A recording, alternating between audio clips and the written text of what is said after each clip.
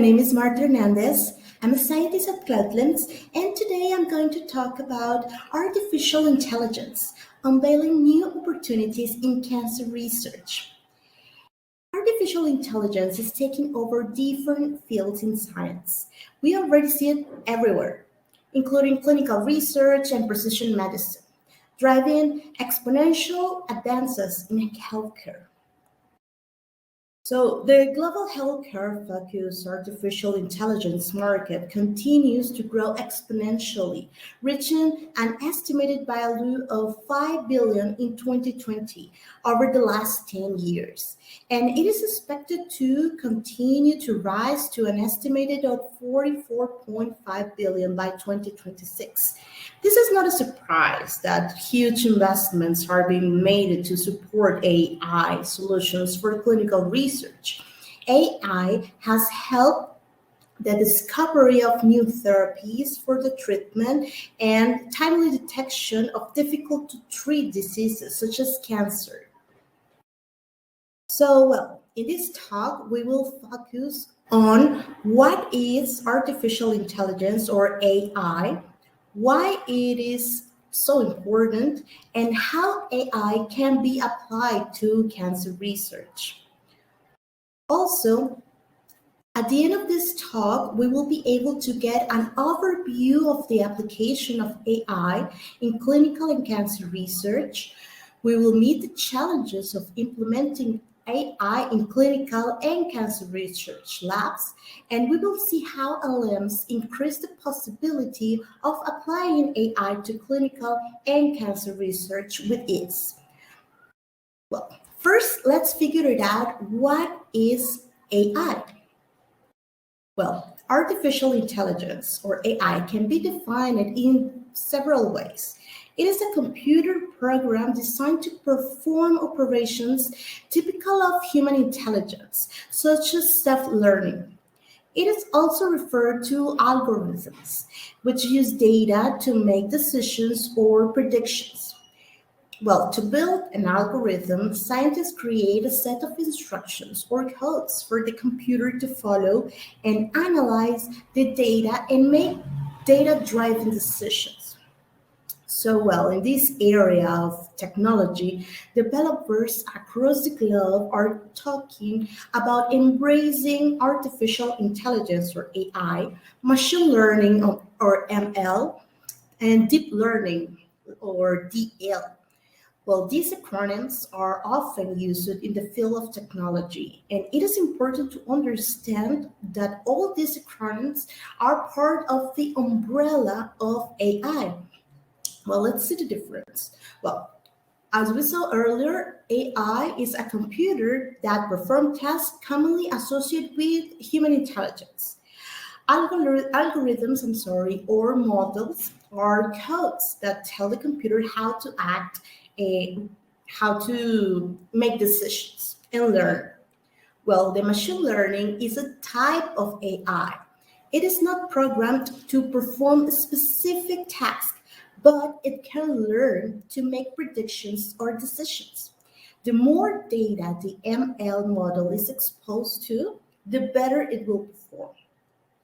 And as for deep learning, this is a subset of ML that uses artificial neural networks modeled after how the human brain processes information to learn from large amounts of data. So now that we see the difference between everything of this artificial intelligence, the next question will be, why is artificial intelligence so important? Well, technology is a key factor that drives the latest advances in modern medicine. The combination of AI with ML and other tools used in precision medicine is indispensable in the fast-paced environment of cancer research.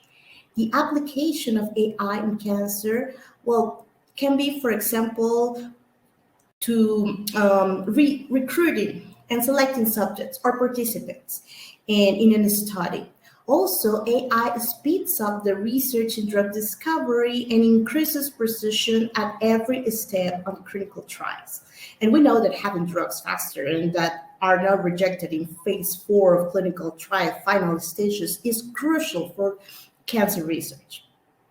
So now let's see how AI helps clinical research labs. Well, we know that there are challenges that the clinical researchers face every single day. Obtaining reliable results is not that easy, and those are crucial for a better understanding of new diseases and the development of new drugs. Well, also follow strict protocols and the standards. They have to follow this to protect the safety and privacy of participants to ensure high quality data for effective data driven decision making. So AI bridged the gap between racing against time and eliminating human errors, and also to meeting standard operation procedures like SOPs and regulations. So let's see also AI in drug discovery, because another major challenge that researchers face every time, it's the recurring cancers. This can evolve and acquire the worst nightmare, drug resistance. Therefore, there is a need to continuously discover new drugs to face this cancer drug resistance. So, however, well, carrying out a drug development is tedious, is laborious, is expensive, taking around like 15 years and costing pharmaceutical companies several million of dollars. AI is used to detect and interpret the characteristic of target molecules, for example, proteins that are important in cancer growth, make predictions of new drugs to target those molecules, and help assess the efficacy of new drugs. So the research is also being done to identify novel approaches to create new drugs more effectively. So in drug discovery, there are 8 tools that have been used by researchers for several years. All these to speed up the long process of discovering a drug and put it within the reach of the patient. For example, there is the in silico studies. These are experiments that aid in the identification of drug-like molecules and targets by using bioinformatic tools. There is another one that is the QSOR. This is the quantity structure activity relationship. This is a mathematical relationship which correlates molecular properties to some specific biological activity. With a QSOR, the researchers attempt to find consistent relationship between the biological activity and molecular properties, based, of course, in the functional groups that has these molecules. Another one is the docking. This is used in drug discovery for the study of protein-ligand interactions. The docking has the ability to predict how small molecules interact with the target binding sites. If, of course, they are also with these functional groups on the protein and the molecule. They see interactions with it. And another example is the ACMED modeling. These tools will allow the medicinal chemist to target molecules with the greatest chance of meeting the requirements of pharmacokinetic criteria in every phase, in the absorption, distribution, metabolism, excretion, and toxicity. So, well, once a drug is assigned, the clinical trials begin. There are also long processes. The test of a certain drug begins, well, there are positive and negative implications that will be studied. There is a potential for long-term side effects. Usually, well, the newly synthesized or drugs may look good in vitro, but may not always have the same benefits for everyone due to differences in age group, lifestyle, and prevalent health conditions.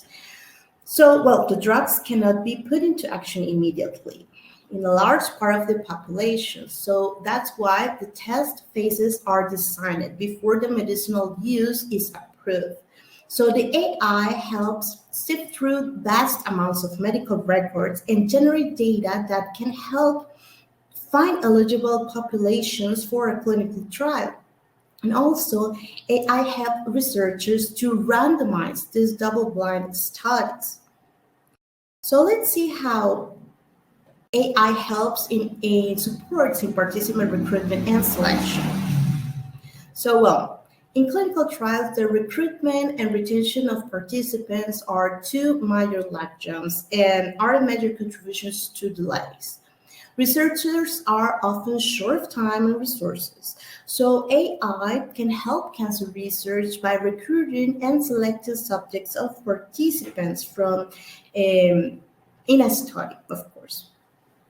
So they can take advantage of the AI to select the participants from patient medical records or pathology reports based on specific criteria. These can be achieved by mining patient information to identify potential candidates with characteristics that are needed for the research using mathematical models. So AI helps identify which participants may respond best to the drug treatment and also predict the dropout rates. This can increase enrollment, save resources, and increases the accuracy and validity of the research. So, in cancer, AI improves breast cancer detection. In cancer research, AI can be applied when specific symptoms are entered into an AI system. It helps in disease prognosis and can suggest possible treatment options.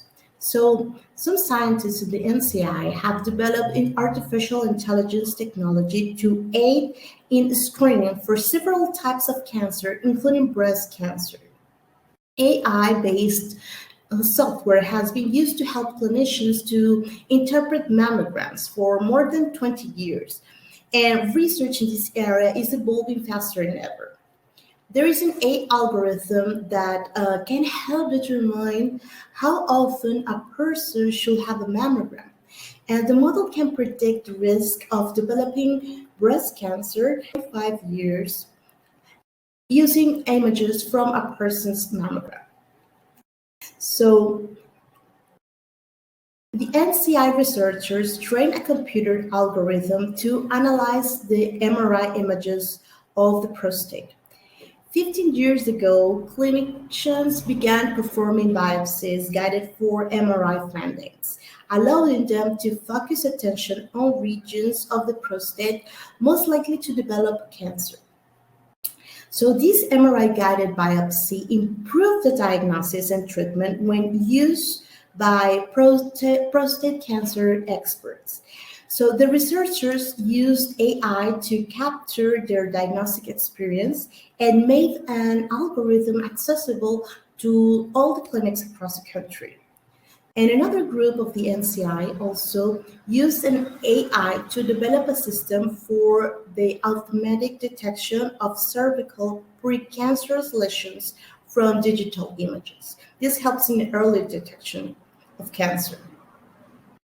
There is another application for AI in cancer, and it's in genomic and characterization of tumors. AI technology can also help in the identification of specific genetic mutations based on images of tumor pathology instead of using traditional genomic sequencing. So there are some researchers of the NCI that use deep learning or DL to analyze pathology images of lung tumors from the Cancer Genome Atlas.